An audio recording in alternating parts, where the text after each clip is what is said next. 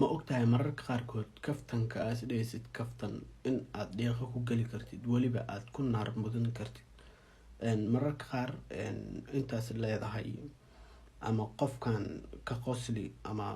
u shactiray intaas in lagu naar galay soo moogid hadda tusaale madaxweynihii hore dalka Soomaaliya Maxamed Cabdullaahi Farmaajo asoo meel khudbad ka jeedinaya gabar ka horeysay markaas khudbad jeedisay gabadhi markii waxay ka sheekaysay asxaabtii iyo nabi ay ka sheegtay arrimihii diinta iyo qisooyinkii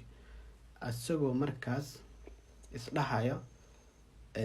bahasha u wadaniyay amal oo wadani iskarig markaas wuxuu yiri gabadha qof walba aqoontiisa hadla gabadha haday ka hadashay asxaabtii aniga aqoonteedu waxa wataa ka wada subhanallah hada qofkaas oo madaxweyne waa qof aabad Soomaaliyeed intii isdhahayay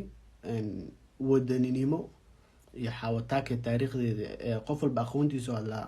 aqoonteedu xawataaka ka bilaawata oo yiri xawataakana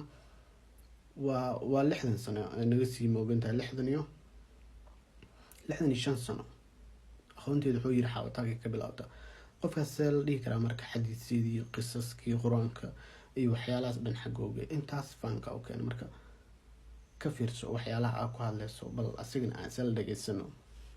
marka la fiiriyo xaqiiqda gabadha walaashay ee wasiirada ahayd waxay ka soo hadashay ilaa waqtigii asxaab laakiin aniga waxaa ka bilaabaya nin walba aqoontiisa ka hadlaayo xaawataako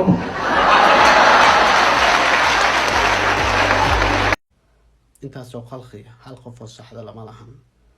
mararka qaarkood sacabka iyo keep going waa lagu naartagaa kulanti dambe wanaagsan